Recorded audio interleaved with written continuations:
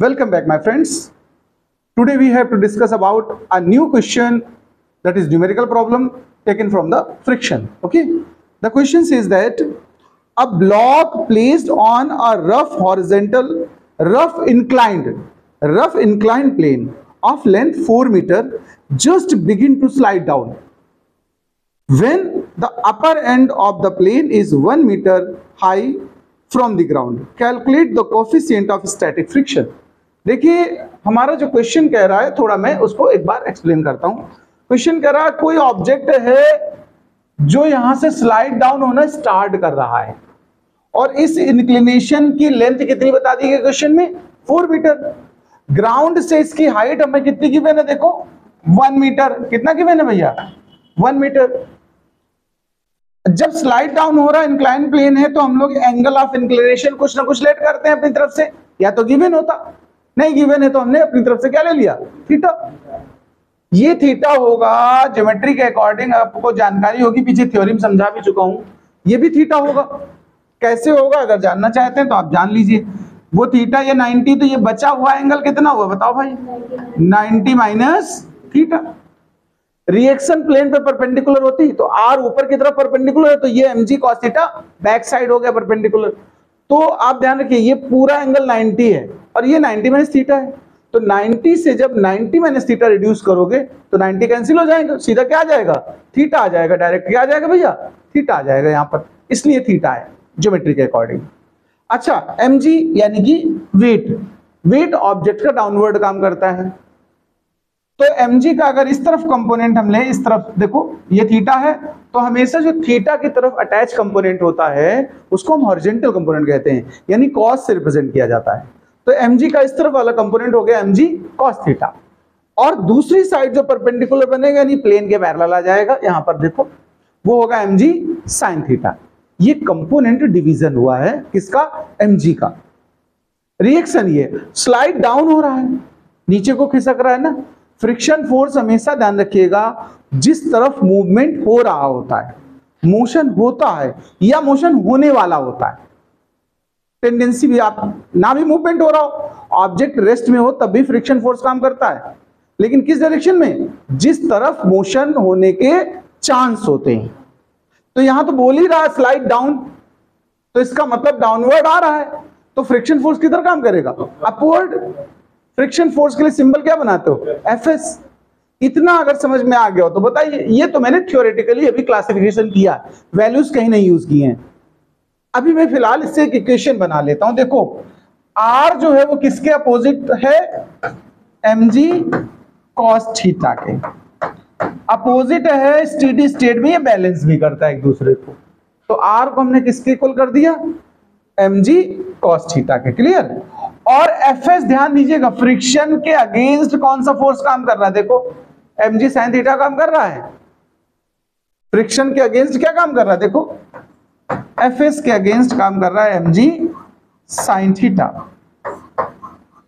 हमसे क्वेश्चन ने डिटरमाइन करने के लिए बोला क्या, देखो calculate the coefficient of static friction. Okay, static friction coefficient का सिंबल क्या बनाते थे, किसी को याद है, हमें म्यू एस चाहिए. क्या चाहिए भैया जी, mu s. Okay, mu s find करने का हमें कुछ सेटिंग मेटिंग करनी है, कुछ मैनेज करना है.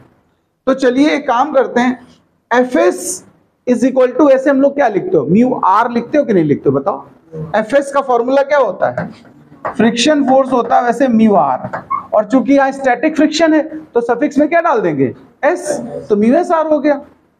तो यहां पर देखो इस इक्वेशन को एक लाइन और बढ़ा लेते, जो F S is equal to mu S, और आर किसके इक्वल निकला, अभी देखो फर्स्ट इक्वेशन में mg cos थीटा के निकला कि नहीं निकला बताओ.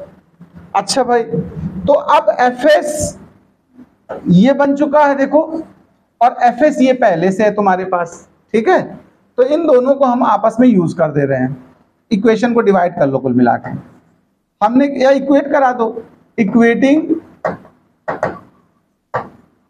Equation 2 and equation 3. जरा इसको इक्वेट करते. इधर है हमारा mg sin थीटा, Fs की वैल्यू ये भी है और Fs की वैल्यू ये भी है.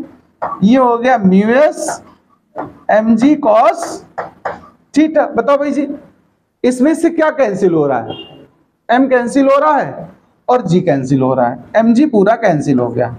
तो mu S is equal to सीधा सीधा क्या बना, tan थीटा, या tan थीटा s भी लिख सकते हो। ये थ्योरेटिकल वैल्यूज लिख दी मैंने, क्या लिख दी हैं, थ्योरेटिकल वैल्यूज, यानी थ्योरेटिकल डिस्कशन ये पूरा हुआ। यानी हम कह ये सकते हैं कि अगर हम tan थीटा फाइंड कर लें तो क्या म्यू एस हम निकाल सकते हैं कि नहीं निकाल सकते, बताओ। अब इस ट्रिग्नोमेट्री के कॉन्सेप्ट से अगर हम आपसे पूछे कि इसको हमने थीटा लिखा है, ये 1 मीटर है, ये 4 मीटर है, और मुझे tan चाहिए, क्या चाहिए भैया, tan चाहिए।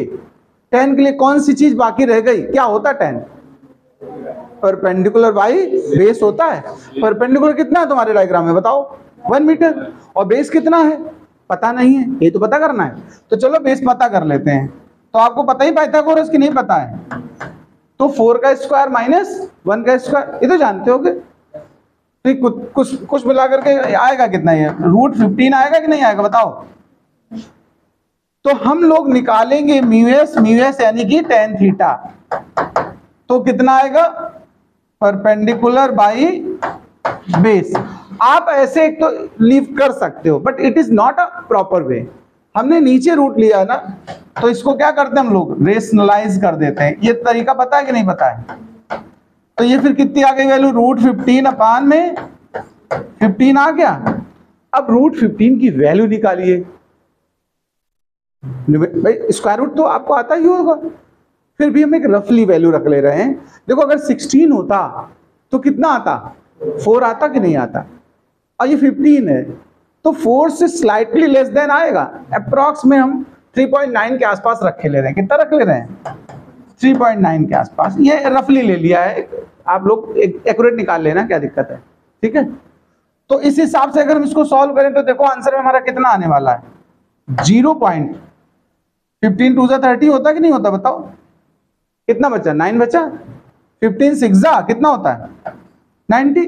अप्रोक्सीमेटली अगर हम कहें तो कुछ ऐसी वैल्यू होगी, थोड़ा बहुत डिफरेंस हो भी सकता है क्योंकि हमने जस्ट आइडिया लेकर के वैल्यू रखी है। एक्यूरेट भी निकाल लेना, अभी बताता हूं, सुन लीजिए फिर से एक बार जरा। यानी एग्जैक्ट आपका जो सोल्यूशन है बोर्ड में या स्कूल के पेपर में टेस्ट में जब आप करेंगे तो इतना ही है, यही आपका मेन सोल्यूशन है। फिर ये क्या बताया पूरा, ये हमने इसकी थ्योरी का कॉन्सेप्ट सिखा दिया आपको कि कैसे म्यू एस को हम tan थीटा लिखते हैं। आपका मेन सोल्यूशन कितना हुआ, सिर्फ इतना, बात समझते हो।